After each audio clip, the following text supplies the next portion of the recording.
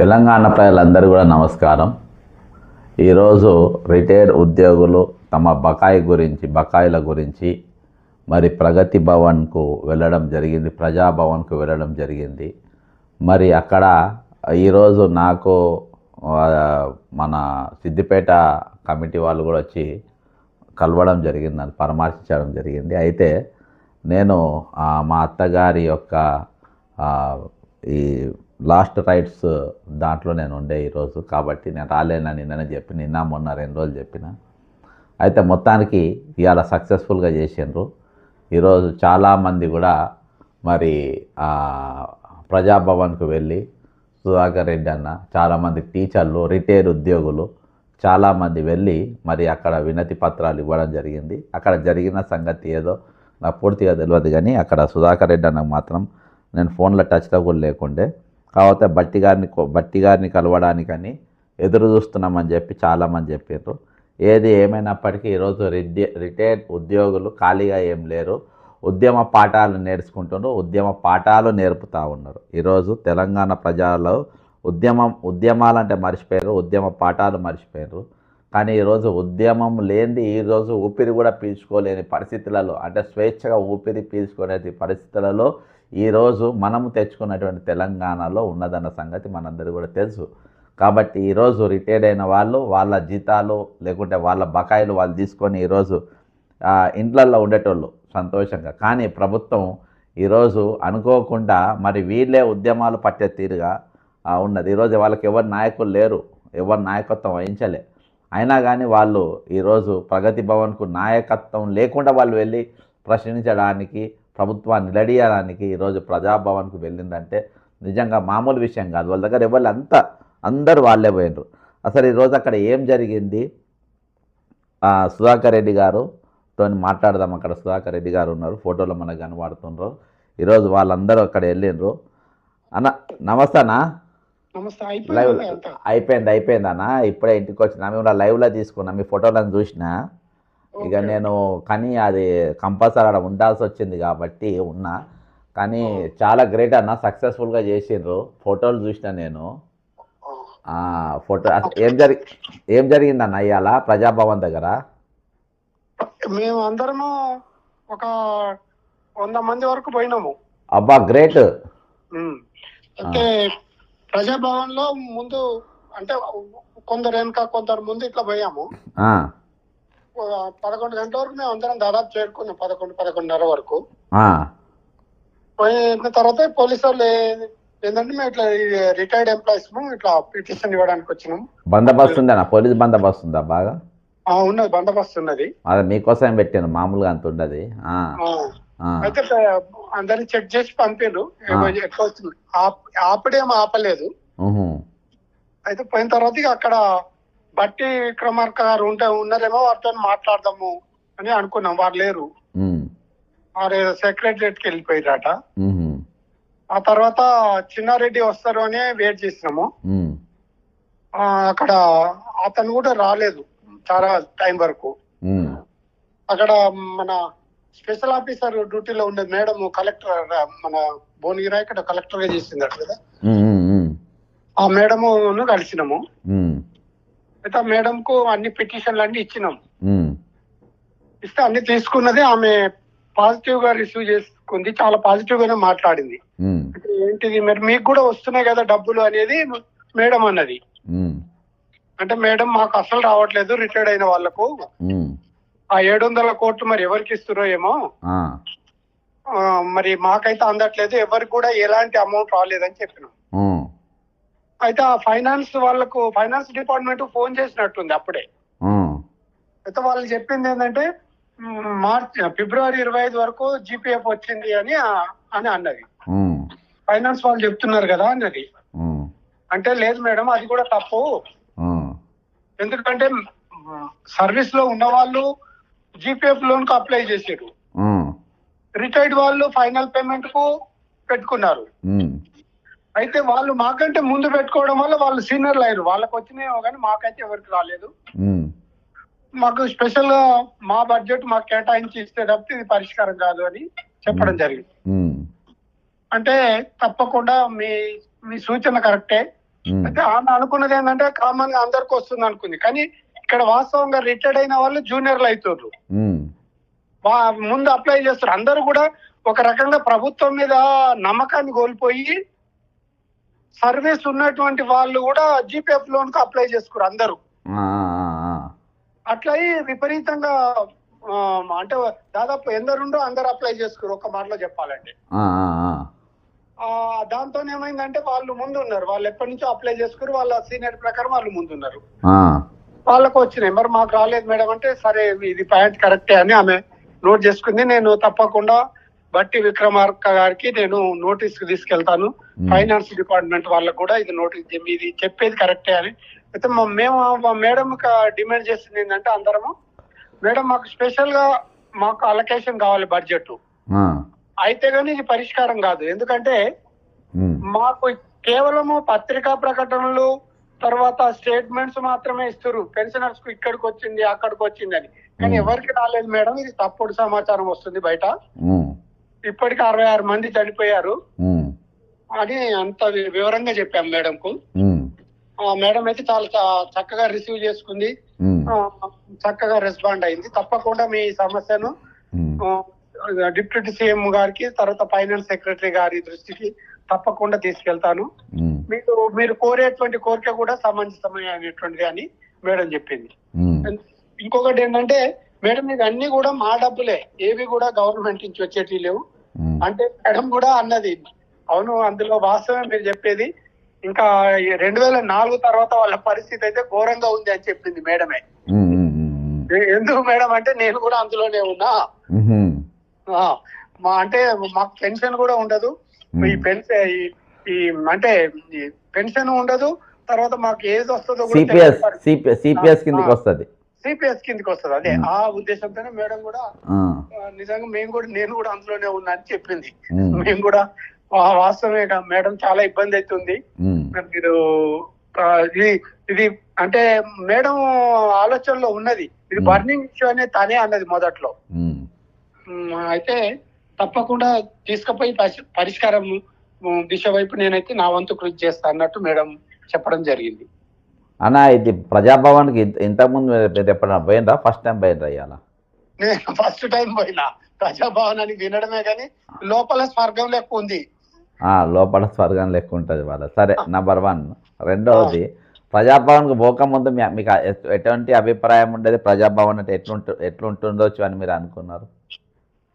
అంటే ప్రజాభవన్ పోతే ఏదో సమస్యలు పరిష్కారం అవుతాయా కావా అనేటువంటిది 100 ప్రశ్నల క్వశ్చన్ మార్క్ అది. ఎందుకంటే మరి ఇవి తీసుకుంటారు, మరి అవి ఏ మేరకు పరిష్కారం చేస్తారు అనేది మాత్రం డౌట్ఫుల్ గానే ఉంది. అక్కడే కొందరు అంటారు, ఒక ఆయన అన్నాడు నేను 9-10 సార్లు వచ్చినా నాది ఏం పరిష్కారం కాలేదని. మరి ప్రజాభవన్ అనేది పెట్టినప్పుడు సమస్యలు స్వీకరించినప్పుడు వాటికి వెంటనే పరిష్కారం చూపితే దానికి అది కరెక్ట్ గా మనకు ఉపయోగపడుతుంది. కేవలం అదేదో నామమాత్రంగా దరఖాస్తులు తీసుకొని అప్లికేషన్లు తీసుకొని మరి అలా పరిష్కారం కాకుండా ఉంటే దాని వాల్యూ కూడా ఏముండదు, దానివల్ల నాయకులకు కూడా చెడ్డ పేరే వస్తుంది. మరి ఒక క్యాండిడేట్ అయితే మా పక్కనే ఉన్నాయని నేను 9 సార్లు వచ్చినా ఏం పరిష్కారం కాలేదని కూడా అడుగుతుంది. నేనే అక్కడికి ఒక 7-8 సార్లు పోయి ఉంటా. నేను 10 సార్లకి ఎక్కువనే చాలా సార్లు ప్రెస్ మీట్ పెట్టినా, పోయినా.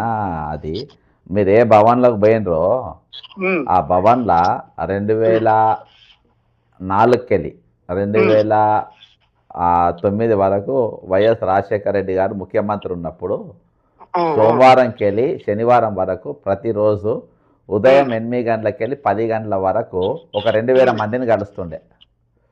అలా బ్యారికేడ్స్ను కామన్ మ్యాన్, విఐపి అని కాదు, బ్యారికేడ్స్లో కామన్ మ్యాన్ ఆయనే పర్సనల్ కలిసేది.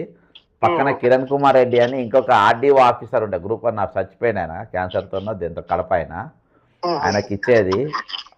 దాని తర్వాత పక్కన లాన్ ఉండేది, ఆ లాన్లో కొంతమందిని కలిసేది, పోర్టికో కింద కొంతమందిని కలిసేది, మళ్ళీ లోపల పోయినాక వరండాలో కొంతమందిని కలిసేది, తర్వాత ఒక 20 రూమ్లు ఉంటాయి, 20 రూమ్లలో కొంతమందిని కలిసేది. ఇలా 10 గంటల వరకు కలిసేది అందరినీ. సాయంత్రం వల్ల వాళ్ళ జవాబు వచ్చేది. అప్పుడు ఇప్పుడు వైఎస్ రాజశేఖర రెడ్డి గారు ఉన్నప్పుడు మనం ఎంట్రీ దగ్గర left side building. Yes correct. అదే అప్పుడు నేను కార్పొరేషన్ చైర్మన్ గుంటి భాస్కర్ శర్మ ఇప్పుడు ఈయన దగ్గర పిఏ ఉన్నాడు, ఎవరు ఓఎస్డి ఉన్నాడు ఫైనాన్స్ మినిస్టర్ దగ్గర. ఆయన భాస్కర్ శర్మ గారు ఓఎస్డి ఉండే. అంటే నేను ప్రజాభవన్ అంటే ఎట్లుండాలని నేను చెప్తున్నా. ప్రజలతోని ముఖ్యమైన అప్పుడు ఉమ్మడి ఆంధ్రప్రదేశ్ 7 కోట్ల జనాభా, 7 కోట్ల జనాభా అంతమందిని కలిసేది. తెలంగాణ ఏర్పడిన తర్వాత రోజు అంతమంది కాదు కదా, రోజు రాజశేఖర రెడ్డి గారు 2 గంటలు కలిసేది. ఈ ముఖ్యమంత్రి 1 గంట కలిసినా బాగుండేది, పనులు అయినా కాకుండా సెకండరీ. కానీ అప్పుడు దాన్ని ప్రజాభవన్ అనే దానికి ఇది వస్తుంది. ఇంకోటి అన్న, నేను ఇలా సరే నేను మా అత్తగారిది మా చివరి రైట్స్ ఇవాళ ఆమె భూస్థాపన కార్యక్రమం నేను ఉండే, మన సిద్దిపేట కమిటీ వాళ్ళు వచ్చి ఉండే అక్కడ అనుకోకుండా. వాళ్ళు వేరే పని మీద వస్తుంది అనుకున్నా కానీ నన్ను గెలవనికని వచ్చిండ్రు. నాకు సంతోషం ఏం అనిపించింది తెలుసా, మీ ఫోటోలు చూసినాక, నీ ఫోటో చూసిన అయితే ఇంటెలిజెన్స్ వాళ్ళు వీళ్ళు ఫోన్ చేస్తే అందరికి నీ నంబరే ఇచ్చిన. నీ ఫోన్లు వచ్చి ఉంటాయి అందరికి నీ నంబరే ఇచ్చిన. ఇక నువ్వైతే ఓపికతో చెప్తావు, ఇక నువ్వేమన్నా అనుకో అని అందరికీ సుధాకర్ రెడ్డి అన్న కాంటాక్ట్ కానీ. అయితే నాకు ఆ ఫోటోలు చూసి పక్కన రిటైర్డ్ అయిన వాళ్ళందరి ఫొటోస్ చూసి నాకు మస్తు సంతోషం అనిపించింది. అది మర్చిపోయి, ఎందుకంటే అందుకని నేను ఇంకా ఇవాళ మీ వీడియో చేసినాకనే పండుకుందాం కానీ అనుకున్నా. ఎందుకంటే ఇవాళ తెలంగాణ సమాజము ఉద్యమాన్ని మర్చిపోయింది తెలంగాణ వచ్చినాక. అవునా, నాకు ఒక డౌట్. ఇప్పుడు మరి ఇప్పుడు కేసీఆర్ ఉన్నప్పుడు ప్రగతి భవన్ పెట్టిండు, అంటే వాళ్ళు ప్రగతి అయ్యిండ్రు, వాళ్ళు ప్రగతి సాధించారు, అంటే వాళ్ళు ఫైనాన్స్.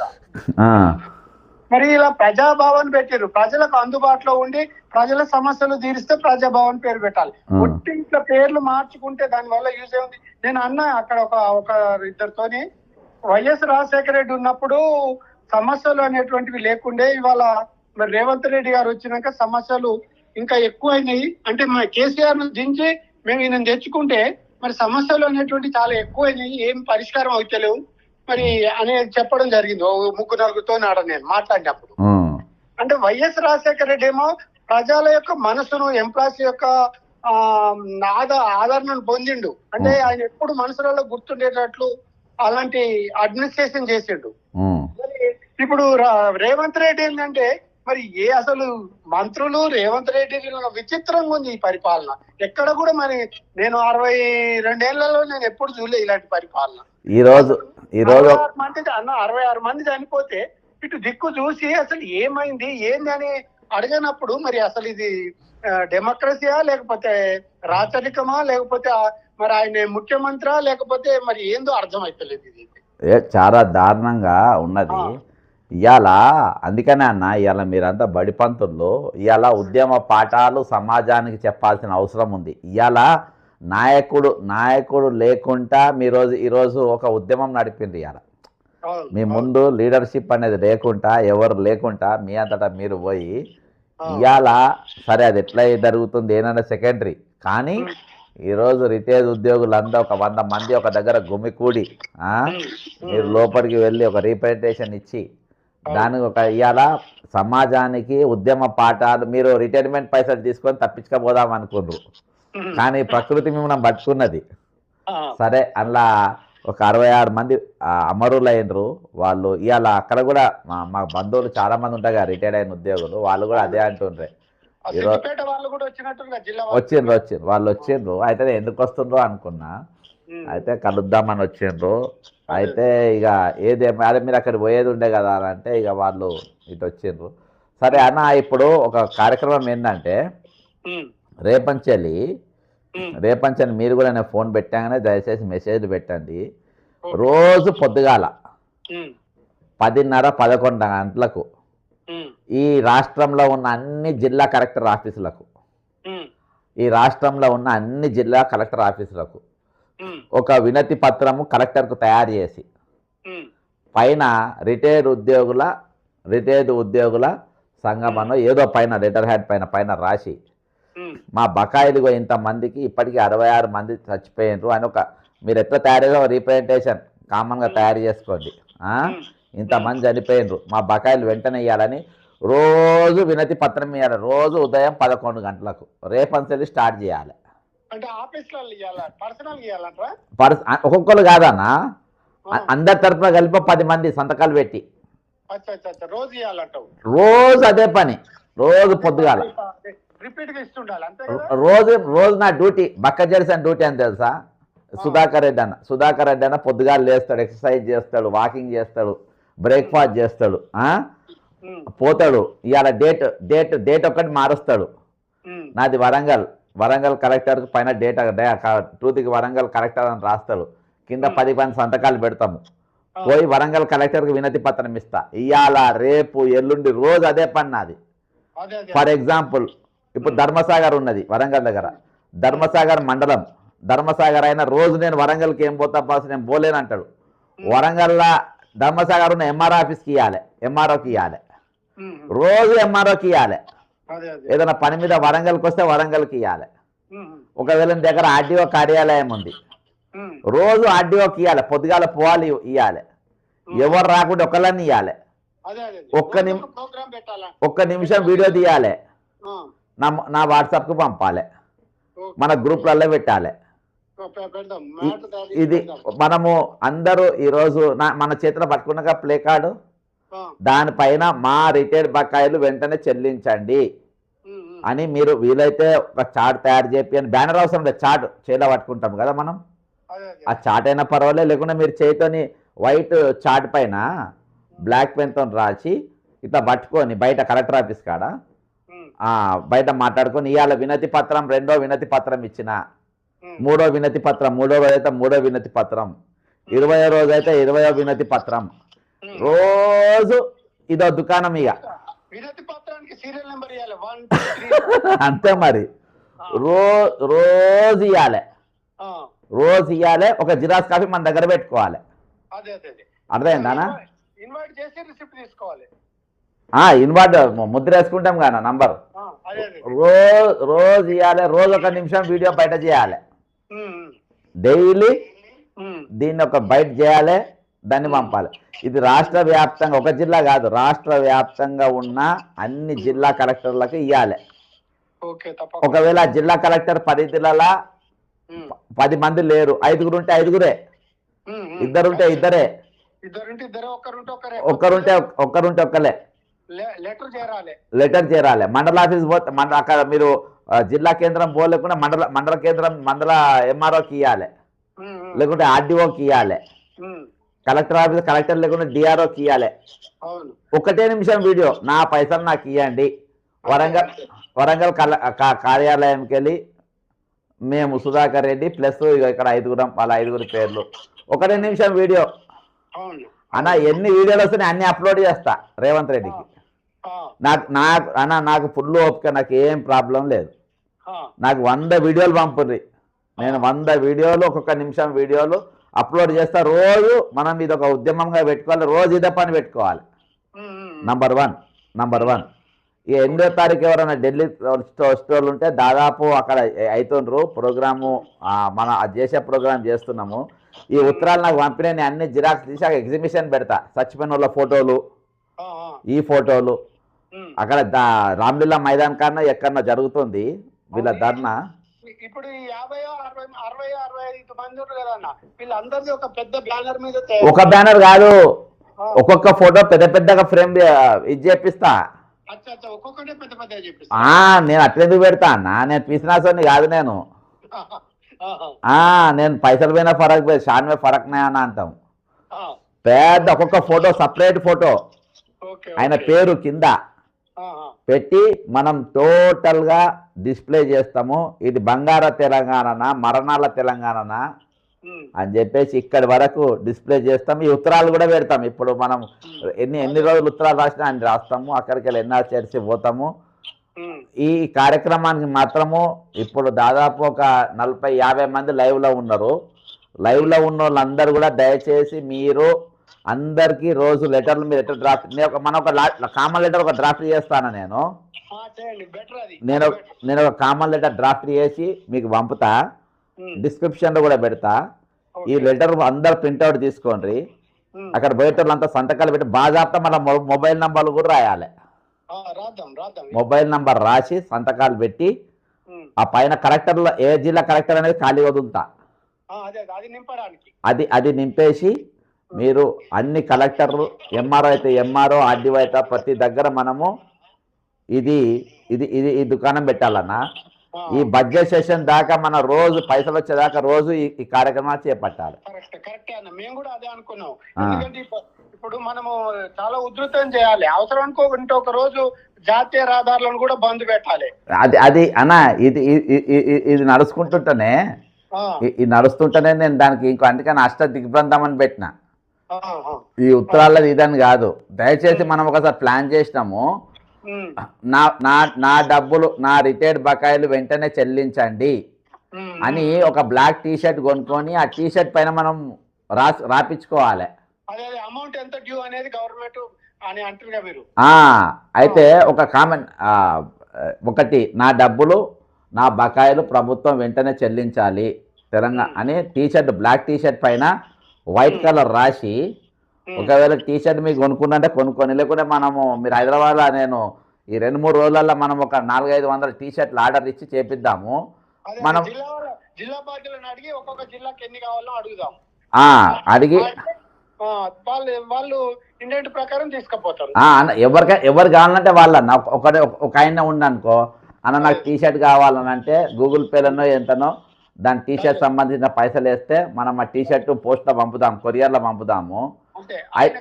అయితే అంటే ఇప్పుడు ఇక రోజు మన కలెక్టర్ ఆఫీస్ పోతాం కదా అన్న, ఆ టీ షర్ట్ వేసుకొని పోవాలి. ప్రభుత్వ ఆఫీసులకు ఎటుపోయినా, పోస్ట్ ఆఫీస్ పోయినా, కూరగాయల గడిపోయినా, ఎక్కడ పోయినా ఈ టీ షర్ట్ వేసుకో, ప్రభుత్వం నాకు బాకీ ఉంది, ఇప్పుడు నాకు పైసలు ఇస్తలేరు, ఎగ్గొట్టింది అనేది సారాంశం. ఆ టీ షర్ట్ నేను కూడా వేసుకుంటా. ఆ టీ షర్ట్ ఇప్పుడు నువ్వు వాట్సాప్లో నా నాది డిపి చూసినావా? మా నాయన ఫోటో పెట్టుకోలే నేను, అమరులైన ఫోటో పెట్టుకున్నా. అంటే నాకు కొంతమంది విఐపీలు, మాజీ మంత్రులు వాడో వీడో ఫోన్ చేస్తా అంటారు. చూసినప్పుడు వాళ్ళు చూడాలని చాలా మంది అడిగినారు, ఏందబ్బా ఇది పెట్టుకున్నావా అని.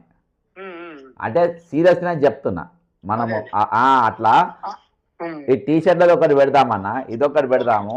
ఎక్కడ పోయినా ఇది మన ఇక ఎక్కడికి ధర్నా పోయినా ఎక్కడ పోయినా ఈ టీ షర్ట్ వేసుకుని వెళ్ళాలి. మన యూనిఫామ్ అది, ఉద్యమ యూనిఫామ్ అది. Black colour T shirt, white కలర్లో ఇవి రాయాలి. వాళ్ళు చేపించుకున్నా పర్వాలేదు, ఒకవేళ వాళ్ళ కాడ జిల్లాలో అందుబాటులో చేసుకున్నా పర్వాలేదు. అన్న ఇప్పుడు ఒకటి, టీచర్ల యూనియన్లలో సర్వీస్ లో ఉన్న వాళ్ళే 57 యూనియన్లు ఉన్నాయి. తర్వాత ఈ రిటైర్డ్ అయిన వాళ్ళే 27 ఉన్నాయి పెన్షనర్స్. మొత్తం కలిసి 206 కలిసి జేఏసీ ఏర్పడ్డది. వీళ్ళు ఎవ్వరు ఈ రిటైర్మెంట్ వాళ్ళ బెనిఫిట్స్ గానీ, చచ్చిపోయిన వాళ్ళ గురించి కానీ ఒక్క చిన్న ముక్క మాట్లాడతలేరు. ఇక ఇప్పుడిప్పుడు ఏంటంటే ఇజ్జతి పోతుంది, సిగ్గుపోతట్టుదని ఇక మేము ధర్నాకు వస్తున్నాము అని ఇక ధర్నాలకు పేరు ఇస్తారు. ఇక మేము చేస్తామని. అంటే ఇప్పుడు 2 ఏళ్ల నుంచి సపోర్ట్ చేసుకున్నారు వీళ్ళు. ఇక రేపు ఒక సంఘం వాళ్ళది ఉందట. అదే చెయ్యని చేస్తాం ఓనా. ఎక్కడ పోయినా రిటైర్మెంట్ బకాయిలు అనే బ్యానరు మన శత్రువు పెట్టుకున్నా అక్కడికి మనం పోవాలి. మన వాణి వినిపించాలి, బయట పడాలి.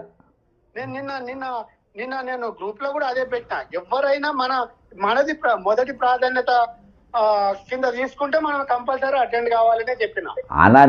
బీజేపీ వాళ్ళు పెడితేనే పొమ్మని చెప్పిన. ఎవరు చేసినా ఒకటే, జయశంకర్ గారు ఒకటి అనేది, సార్ తెలంగాణ ఉద్యమంలో వాళ్ళు వస్తుంది వీళ్ళు వస్తుంది, జడ్సన్ ఎవడొస్తే మనకేంది, మనకు టార్గెట్ కుందేళ్ళు ఏ కుక్క అయితే మన కుందేలు పట్టుకుని మన టార్గెట్ అనేది. అర్థమైందా? అట్లా 26 సంఘాలలో ఏ సంఘం అయితే మనకేందన్నా, మన టార్గెట్ ఈ మరణాన్ని ఆగాలి, రిటైర్మెంట్ బకాయిలు కావాలి. మన టార్గెట్ 2. ఇంకొకటి ఏంటంటే ఇప్పుడు కొందరు నేను స్టడీ చేస్తున్నా ఒక్కొక్కరిని, మీకు పేరు అంటే ఈయన ఒక్కడే లీడ్ తీసుకుంటుంటే ఈయనకే పేరు వస్తుంది అని అంటే దాన్ని ఏమంటారు, ఈర్షపడుతుంది. మరి వాళ్ళు చేస్తే మీరు వద్దని లేదు కదా. ఇవాళ ఇప్పుడు నేను లేకుంటే ఇలా సక్సెస్ కాలేదా? అంతే. ఇప్పుడు మీరు వాళ్ళని చేయమనే అన్నారు, వాళ్ళు చేయకుంటేనే మీరు ముందు పడ్డారు వాస్తవంగా. ఇప్పుడు వాళ్ళు కూడా గమనించవలసింది ఏంటంటే వాళ్ళు చేస్తే మీ దాకా రాకనే పోవు. వాళ్ళు చేయనందుకే కదా మీరు ముందు పడ్డది. అన్న వాళ్ళకి ఎందుకన్నా జెలసి చెప్పు, నా మీద అదే అదే. నా మీద జెలసి ఎందుకు చెప్పు, నాకు గమ్మత్ అనిపిస్తుంది.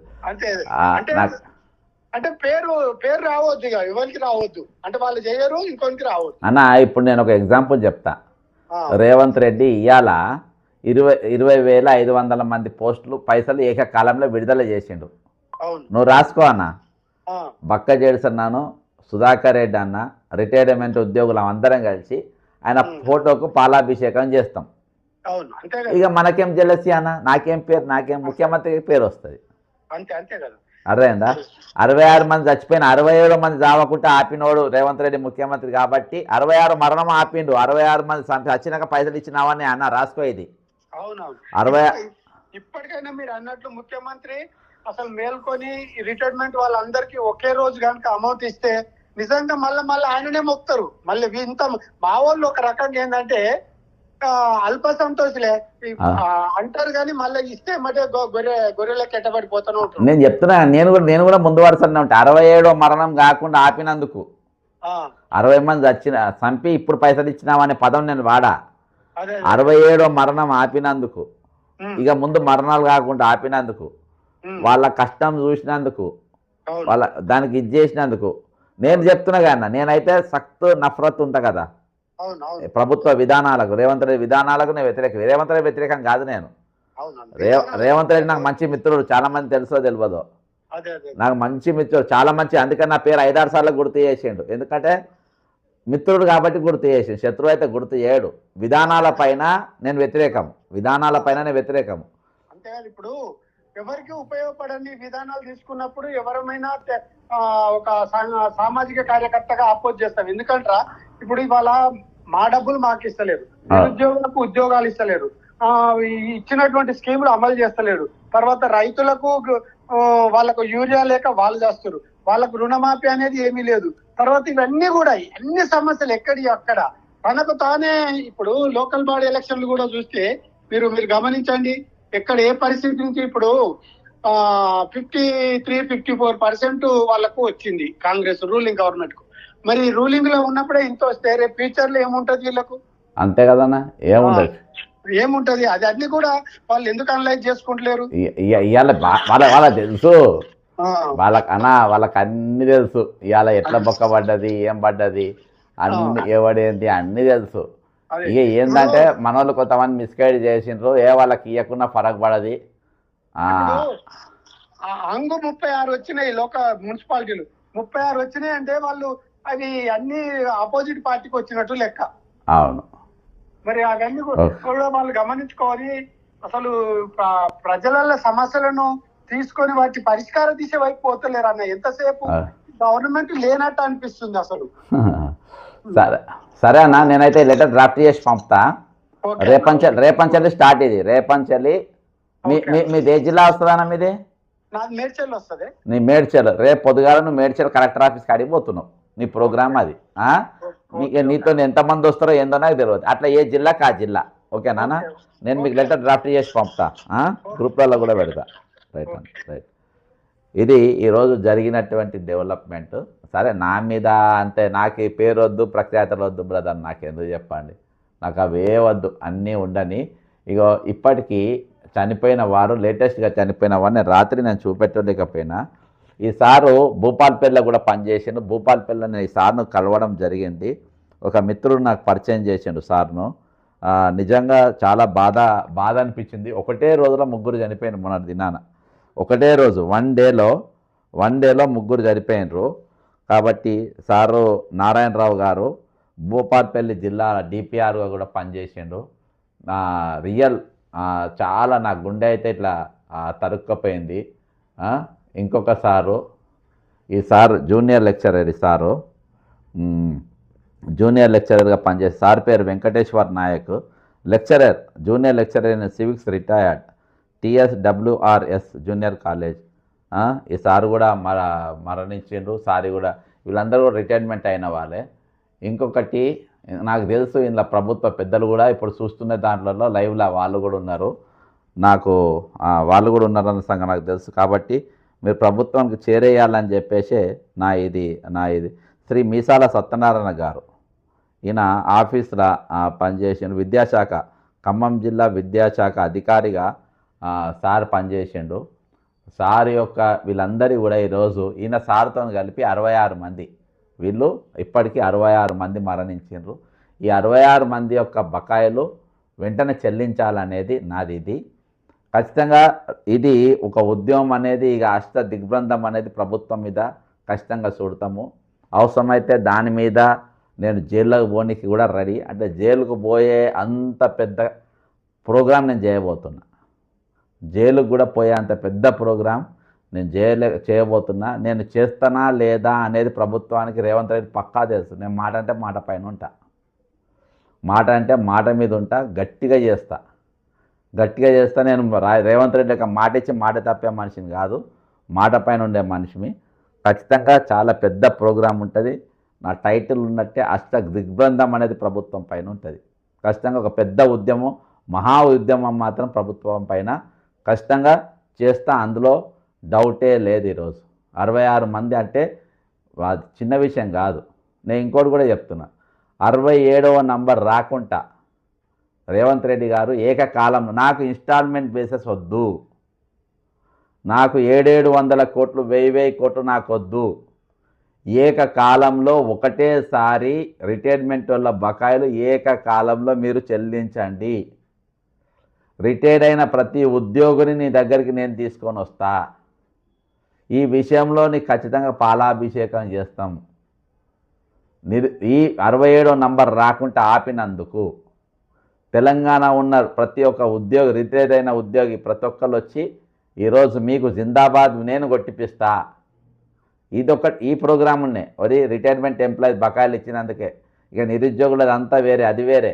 ఏ సమస్య పరిష్కారం అయితే ఆ సమస్య పైన ఖచ్చితంగా రేవంత్ రెడ్డి గారితో ఖచ్చితంగా నిలబడతాం. ఇది నాకు ఇందులో పేరు కానీ ప్రఖ్యాతలు కానీ నాకేం అవసరం లే. నాకు ఎన్నపోయినా నాకు ఏది ఇవాళ నేను ఆ ఉద్యమంలోకి డ్రాప్ అయిపోయినా నాకు ఏదంటే అది వస్తుంది. అది కాదు ఈరోజు ఖచ్చితంగా వీళ్ళందరూ ఇంతమంది అమరులైన ప్రతి ప్రాణానికి నేను విలువనిస్తా. ఈరోజు నేను ఇవాళ మా అత్తగారి యొక్క ఆమె అంత్యక్రియలు చేసి ఈరోజు నేను వచ్చి నిలబడి మీతో మాట్లాడుతున్నా అంటే నా కమిట్మెంట్ ఏందో మీరు చూడాలి దయచేసి. నేను వంకలు పెట్టి తప్పించుకోపోతలేను. నేను నా కమిట్మెంట్ ఏందో నేను చూడాలి. రేపటి కార్యక్రమం అనేది రేపు ఖాళీగా ఉండొద్దని. ఈరోజు ప్రతిరోజు ఒకరోజు ఉద్యమము 2 రోజులు 3 రోజులకు ఒకసారి మాట్లాడతారు, ఊరుకుంటారు అని రేవంత్ రెడ్డి గారు అనుకుంటున్నారు. ఇక ఒక ఆవిడే ఆలెక్క ఉండదు. ఇక ప్రతిరోజు ఉద్యమమే ఉంటుంది. ప్రతిరోజు మా ఊపిరి ఎంతసేపు చూసుకుంటాం అంతసేపు ఉద్యమం అనేది ఖచ్చితంగా కొనసాగుతుంది. అందులో ఆగే సవాలే లేదు. ఇక పోరాటము ఇది జగన్నాథ రథచక్రాలు ఏ విధంగా తిరుగుతూ ఉంటాయో, గడియారంలో ముందు ఏ విధంగా తిరుగుతూ ఉంటుందో ఆ విధంగా ఉద్యమం అనేది ప్రతి నిమిషం ప్రతి క్షణము తిరిగేటట్టుగా రూపొందించడం జరుగుతూ ఉంటుంది. ఖచ్చితంగా అందులో సవాలే లేదు. ఫుల్ టైం ఉద్యమం జరుగుతుంది.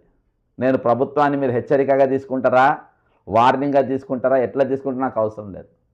ఒక మహా ఉద్యమం మాత్రం పెద్ద ఎత్తున జరగబోతుంది రేవంత్ రెడ్డి గారు. ఇందులో మీరు వేరే ఆలోచన పెట్టుకోండి, పగడబందీగా నడుస్తుంది. ఎవరు ఎమ్మెల్యేలు కూడా మంత్రులు కూడా స్వేచ్ఛగా తిరగకుండా మొత్తం అందరు రౌండప్ అయి ఉంటారు. ఇందులో డౌటే లేదు. కాబట్టి ఈరోజు మీరు వెంటనే రిటైర్మెంట్ యొక్క బకాయిలు వెంటనే చెల్లించే ప్రయత్నం చేయండి. ప్రభుత్వం దగ్గర డబ్బులు లేవని అనద్దు, ఈ కథలను మాకు చెప్పద్దు. ప్రభుత్వం దగ్గర పూర్తి డబ్బు ఉందన్న పూర్తి సమాచారం నా దగ్గర ఉంది. ప్రభుత్వం ఒక ఆదాయం ఉన్నది. ఆ ఆదాయంలో మొట్టమొదటి ఇవ్వాల్సింది కమిటెడ్ ఎక్స్పెండిచర్. ఆ కమిటెడ్ ఎక్స్పెండిచర్ నువ్వు ఎవరిని కమిట్ అయి ఉన్నావు? ప్రభుత్వ ఎంప్లాయీ కమిట్ అయి ఉన్నావు, రిటైర్మెంట్ ఎంప్లాయీ రిటైర్డ్ అయిన వాళ్ళకు నువ్వు కమిట్ అయి ఉన్నావు. వాళ్ళ చెల్లింపులు వాళ్ళ పూర్తిగా అయిన తర్వాతనే నువ్వు వడ్డీలు కానీ అప్పులు కానీ కట్టుకోవాలి. కాబట్టి ఈరోజు వస్తున్న 18,000 కోట్లలో 8,500 కోట్లు నువ్వు చెల్లిస్తే కమిషన్లు లేకుండా ఏకకాలంలో వీళ్ళకి డబ్బులు ఇచ్చిన వాళ్ళు అవుతారు. ఇంకోటి రిటైర్మెంట్ బకాయిలలో మీరు కమిషన్ల దుకాణాలు బంద్ చేయండి. ఈరోజు కోర్టుల తీర్పులను కూడా గౌరవించలేని పరిస్థితిలో ఉన్నారు. నేను కోర్టు కేసులు వేసినే కాదు, అందరు ఈరోజు రిటైర్మెంట్ ఎంతమంది బకాయిలో అంతమందికి ఏకకాలంలో ఇవ్వాలని చెప్తున్నా. అంతేకాకుండా సిపిఎస్ యొక్క 5 ఇన్స్టాల్మెంట్స్ ఇవాళ ప్రాన్ల ఇయాల్టికి వాళ్ళ డబ్బులు వల్లేదు. ఈరోజు ప్రాన్ల ఇయాల్టి వాళ్ళకు సిపిఎస్ వాళ్ళై మే, జూన్, జూలై, ఆగస్ట్ 2024 డబ్బులు ఇయాల్టి వరకు జమ కాలేదు. ఆ జమ కానంత వరకు వాళ్ళ డబ్బులు అందులోకి రావు. కాబట్టి వెంటనే వాళ్ళ బకాయిలు వాళ్ళకి చెల్లించాలనేది నా ఇంకో డిమాండ్. ఇవాళ నాకు ఒకటి వచ్చింది, ఇందులో హెల్త్ స్కీమ్ గురించి ఒక ప్రశ్న వేసాను. సిపిఎస్ ఎంప్లాయీస్ పరిస్థితి ఏందని అడుగుతున్నారు వీళ్ళు. సిపిఎస్ ఎంప్లాయీస్ పరిస్థితి ఏంది, వారికి సర్వీస్లో ఉన్నన్ని రోజులు సరే, కానీ రిటైర్మెంట్ తర్వాత వానికి ఎంఐఎస్ పోర్టల్ ద్వారా పెన్షన్ రాదు, వాళ్ళకి పెన్షన్ లేదు.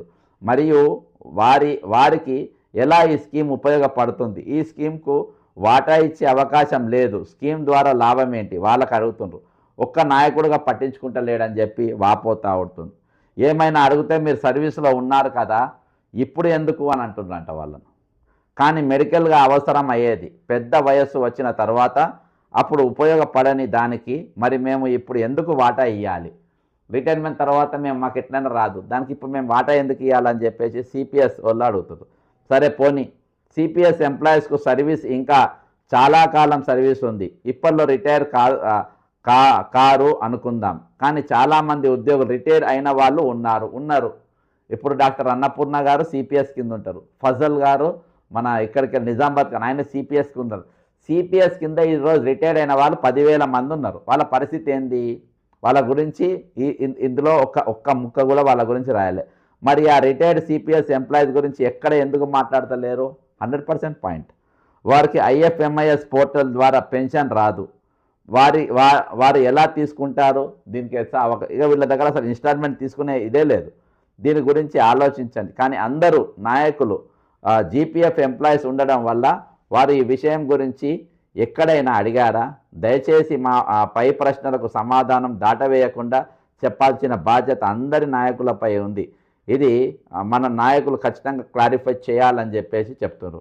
నిజంగా చాలా చోట్ల 101% ఇది వెరీ వెరీ వ్యాలిడ్ పాయింట్. కాబట్టి ఈరోజు సిపిఎస్ ఎంప్లాయీస్కు హెల్త్ స్కీమ్ గురించి వీళ్ళకు ఐఎఫ్ఎంఐఎస్ పోర్టల్లో వీళ్ళకు పెన్షన్ రాదు కాబట్టి ఖచ్చితంగా వీళ్ళ గురించి మాట్లాడాల్సిన అవసరం ఖచ్చితంగా ఉన్నది. దీని మీద రేపు మీరు కలెక్టర్లకు ఎవరు ఏ వినతి పత్రాలు ఎక్కడిచ్చినా అందులో వీళ్ళది సిపిఎస్ స్కీమ్ కింద ఉన్న వాళ్ళది ఖచ్చితంగా ఈ అంశం పేర్కొనాలని చెప్పి నేను విజ్ఞప్తి చేస్తున్నా. సిపిఎస్ ఎంప్లాయీస్ కూడా మీరు ఇందులో చాలా అందరికంటే ఎక్కువగా మీరు గట్టిగా ఫైట్ చేయాల్సిన అవసరం ఉంది. ఎందుకంటే మీ ఇంకా 5 ఇన్స్టాల్మెంట్స్ ప్రభుత్వం కట్టాల్సింది, ఇప్పటిదాకా వాళ్ళు కడతలేరు. అవి కట్టకుంటే మీ డబ్బులు బయటికి రావు. అది ఇంకో ప్రమాదం అది పొంచి ఉన్నది. ఇంకోటి ఇయాటికి వాళ్ళ పెన్షన్ లేవు. సిపిఎస్ వాళ్ళ భయంకరమైన పరిస్థితి అంటే వాళ్ళ పెన్షన్ లేవు. ఇప్పుడు వాళ్ళు 2024 రిటైర్మెంట్ అయిన వాళ్ళకు ఇవాళ దాకా పెన్షన్లు లేవు, వాళ్ళ బకాయిలు రావు. మరి వాళ్ళు ఎట్లా బతకాలి? ఇది హ్యూమన్ రైట్స్ వయలేషన్ కాదా? ఇది ఏ విధంగా బతుకుతారు వాళ్ళు? కాబట్టి ఈరోజు చచ్చిపెట్టేలో వాళ్ళు కూడా చాలామంది ఉన్నారు. ఇంత భయానకమైన పరిస్థితులలో ఈరోజు వాళ్ళు ఉన్నారు. దయచేసి నేను విజ్ఞప్తి చేసేది అంటే ఇది బక్క జెడ్సన్ ఫ్యాక్ట్ ఛానల్, ఇది పూర్తిగా ప్రజల కోసం ఉన్నది. ఇంతవరకు సబ్స్క్రైబ్ కాని వారు సబ్స్క్రైబ్ కాండి. ఇందులో సబ్జెక్ట్ ఉంటుంది, క్లారిటీ ఉండదు. ఈరోజు మీకు రంగురంగులుగా ఛానల్ కనబడది, కానీ ఇందులో సబ్జెక్ట్ ఉంటుంది, వాస్తవం ఉంటుంది, కంటెంట్ ఉంటుంది. అది మనకి ఇంపార్టెంట్. ఎందుకంటే దీన్ని కంప్లీట్ నేనే ఆపరేట్ చేస్తాను కాబట్టి దయచేసి దీన్ని మీరు సబ్స్క్రైబ్ కాండి. సబ్స్క్రైబ్ కాని వారిని సబ్స్క్రైబ్ కమ్మని మీరు చెప్పండి. రిటైర్డ్ అయిన కుటుంబస్తులు అందరూ కూడా ఇంట్లో 4 ఉంటే 4, 5 ఉంటే 5, వాళ్ళందరితో సబ్స్క్రైబ్ చేపియాలి, అందరితో కామెంట్ చేపియాలి, అందరితో ఇది ముఖ్యమంత్రికి ట్యాగ్ చేపియాలి. మీరు ట్విట్టర్ ద్వారానో ఫేస్బుక్ ద్వారానో లేకుంటే నా అకౌంట్స్ అన్నిట్లలో ఉన్నాయి. ఫేస్బుక్లో ఉన్నది నాది, నా ప్రతి వీడియో అందులో కూడా పోస్ట్ అవుతుంది. ఇన్స్టాగ్రామ్లో ఉన్నది బక్క జెడ్సన్ ఫ్యాక్ట్స్ అని, ఫేస్బుక్లో ఉన్నది, ట్విట్టర్లో ఉన్నది. ఇవన్నీ కూడా ముఖ్యమంత్రికి ట్యాగ్ చేయాలి. మీరు ఫైనాన్స్ మినిస్టర్ ట్యాగ్ చేయాలి, కాంగ్రెస్కు ట్యాగ్ చేయాలి, బీఆర్ఎస్కు ట్యాగ్ చేయాలి.